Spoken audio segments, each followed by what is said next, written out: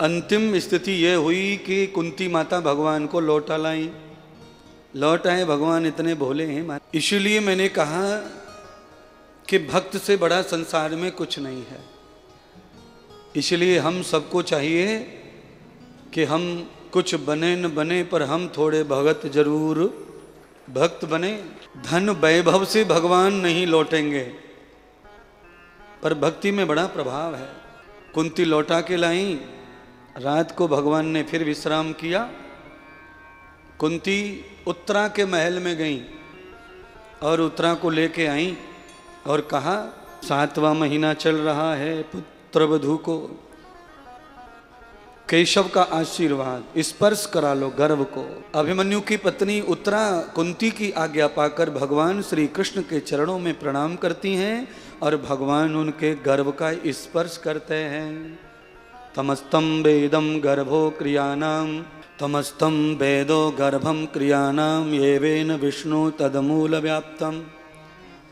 गर्भ हमेशा विष्णु के ही हाथ में होता है। गर्भवती महिला भगवान का ज़्यादा संग करे और कुकर्मों से बचे, लाभ मिलता है उसको।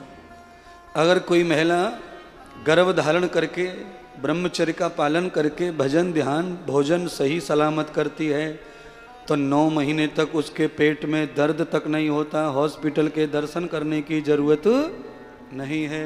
आभ्यांत कृतम वासः, गर्भवती महिला के अंदर अगर वासना शेष है तो उसको बहुत बार हॉस्पिटल जाना पड़ेगा और राक्षस का ही जन्म होगा।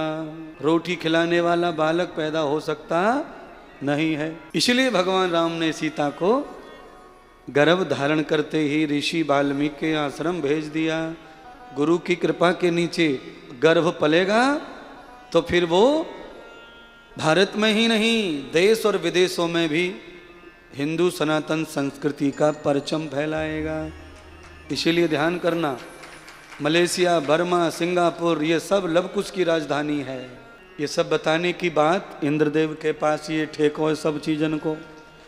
सब इतिहास महात्मा के पास मौजूद है। हमारा लवकुश का विवाह वहीं हुआ मलेशिया में। वहीं के राजा बने थे लवकुश। सबसे पहले राम का चिन्ह मलेशिया में ही सबसे पुराना राम मंदिर है, अयोध्या से भी पुराना। बृहतो कृतम जातान पुत्रम, क्योंकि पुत्र ही पिता की चिन्ह बचा सकता है। इसलिए पुत्र ही जीवित रखता है पिता को मरने के बाद भी। इसलिए यद पुत्र जाताम गर्भो सखी ही, भगवान ने हाथ लगा दिया गर्भ से तो उसका क्या फल मिला। अब देखिए कथा आगे बढ़ती है। भगवान तो रात में अचानक चुपचाप उठ के द्वारका चले गए धोखा देकर बिना बताए, पर कुंती ने बढ़िया काम करवा लिया, उत्तरा को हाथ लगवा लिया। इसको कहते हैं तीसरा संस्कार। 7वें महीने में गोद भराई होती है गर्भवती की, उसको शास्त्रों में 16 संस्कारों से तीसरा संस्कार कहते हैं श्रीमंत संस्कार। उस समय कोई महापुरुष, कोई ऋषि, कोई ज्ञानी, कोई विद्वान मंत्र आदि से विधि करके गर्भ के ऊपर मंत्र लिखता है गाय के घी से केसर डालकर। और वो जो घी से मंत्र लिखे जाते हैं गर्भ के पेट के ऊपर, आप ऐसा समझ लो कि कोई भाग लिख रहा है बालक का। इतना ज़्यादा प्रभावशाली होता है वो संस्कार है। आजकल किसी महिला का कोई संस्कार होता ही नहीं, पेट में कोई संस्कार नहीं होता आजकल गर्भवती महिला का। 16 संस्कार मनुष्य के हैं, उसमें से 4 संस्कार तो पेट में ही हो जाते हैं महाराज।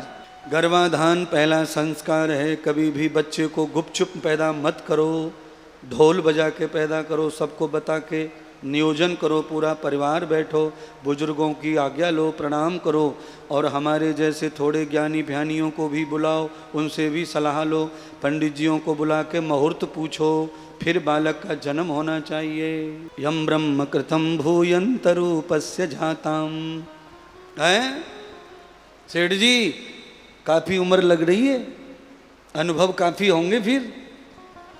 हाँ, अनुभव काफ़ी होंगे। आप जानते हैं पुराने ज़माने में क्या आजकल भी कभी कभी किसान जल्दी जल्दी बारिश के चक्कर में ऐसे ही बाजरों उतरकाए दें खेत में और ऊपर से यूं ही ट्रैक्टर घुमाए दें और मैदरी मार दें, फिर ससुरो बाजरों कहीं को मारो कहीं फूटे, फिर नराई भी की जब ज़रूरत आवे तो फिर नरे ना आए वो।